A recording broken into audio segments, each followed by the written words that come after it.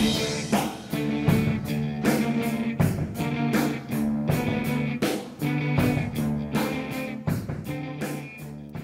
everybody, Double V Billy Boudreaux here, aka Wrestle Gamer here on the WGS YouTube channel. Well, I got a rundown here of Monday Night Raw, so I'd just like to go over what happened on the show and talk about it with you guys here on YouTube.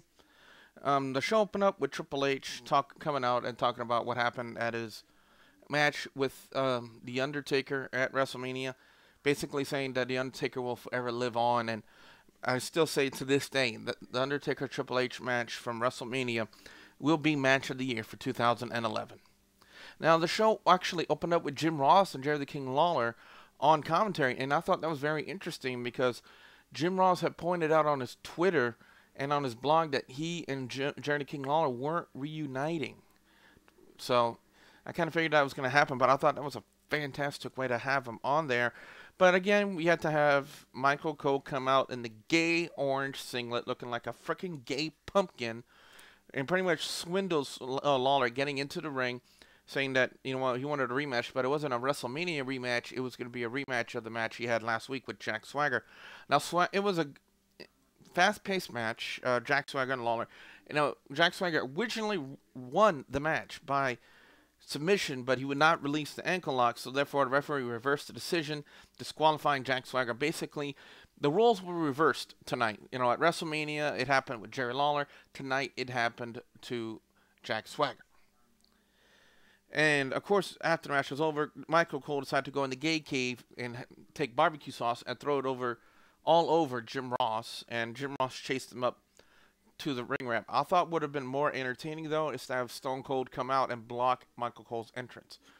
Anyway, next up, there was a big tag team match. It was Randy Orton, Rey Mysterio taking on CM Punk and Cody Rhodes, and from this point forward, it was Josh Matthews, Booker T, who did a fantastic job tonight on Monday Night Raw, by the way, and Michael, gay as a motherfucking clown, Cole, in the gay cave, wearing the orange singlet all freaking night long. Now, I thought the tag match was pretty good. You know, a pretty good follow-up to the WrestleMania matches that Orton had with Punk and Rey Mysterio had with Cody Rhodes. Randy Orton and Rey Mysterio ended up coming out on top on this one. The only thing I really didn't like about this match was the fact that they took 2 commercial breaks in this one. Normally, I'm used to seeing one commercial break in a match on Monday Night Raw, not 2 back-to-back. And, of course, we had 2 commercial breaks in this match. Stone Cold Steve Austin came out next and cut a Tough Enough promo because tonight was the first night for Tough Enough, and had all 14 contestants come out and introduce themselves.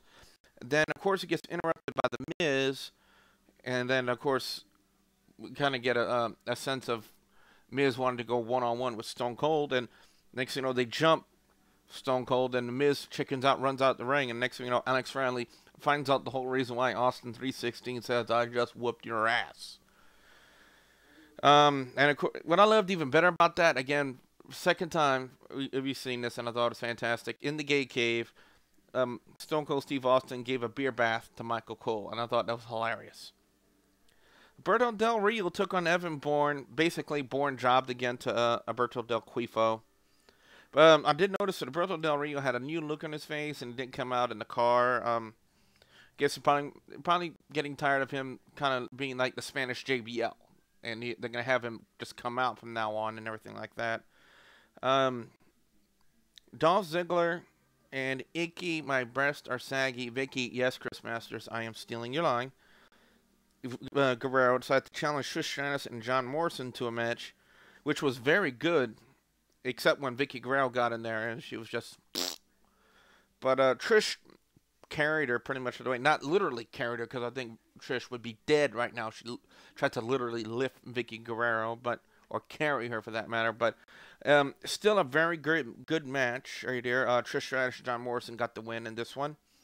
Now, this match that should have happened at WrestleMania, but it did not. It got bumped to a dark match, and the match that should have got bumped, in my opinion, it was the 8-man tag, which was absolute crap at WrestleMania. But Sheamus taking on Daniel Bryan for the United States title, I believe they should have left this alone for WrestleMania and bumped the 8-man to the dark match, but they did not do that.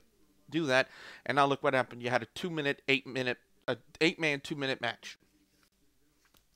Anyway, Sheamus ended up coming out new ring gear, the red and the white and the blue, to honor the fact that he was the United States champion, and ended up retaining that. So apparently they're going to run with that gimmick with Sheamus now. And they also used the ending of this match to debut Sin Cara. Sin Cara made his in-ring debut, or debut on WGS-TV for that matter. Very interesting, you know, this dude, the way he's patterned himself and the way that he moves in the ring, and the what he did with Sheamus.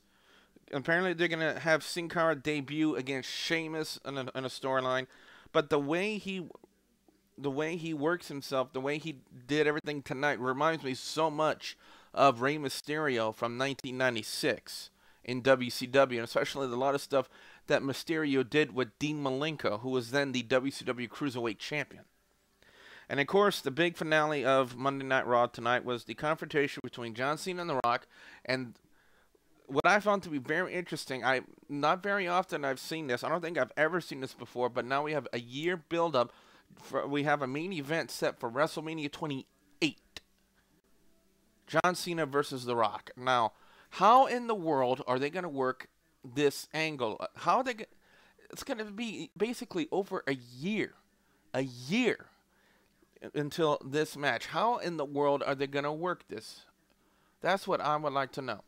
But what I found very interesting is that they had the Core run in and try to jump John Cena and The Rock. And of course, John Cena and The Rock being who they are, they retaliated and pretty much beat down the Core.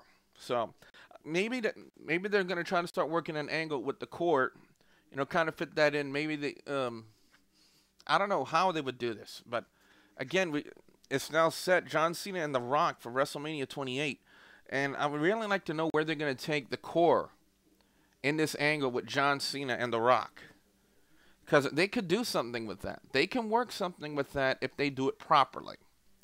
So that being said, I'd like to know what you guys thought of Monday Night Raw. Be sure you leave in your thoughts in the comment section below. And of course, we will be talking a lot more about Monday Night Raw on Blog Talk Radio as well, and getting everyone's thoughts on it. And if you want to hear my official review of it and what my score is, you're going to have to tune into Blog Talk Radio for that. But for those of you who do leave a comment here on this video and you can't make it to the radio show, I will read your comment and acknowledge you on the radio show Wednesday night. So, with that being said, I'm Double B, Billy Boudreaux. Thanks for watching.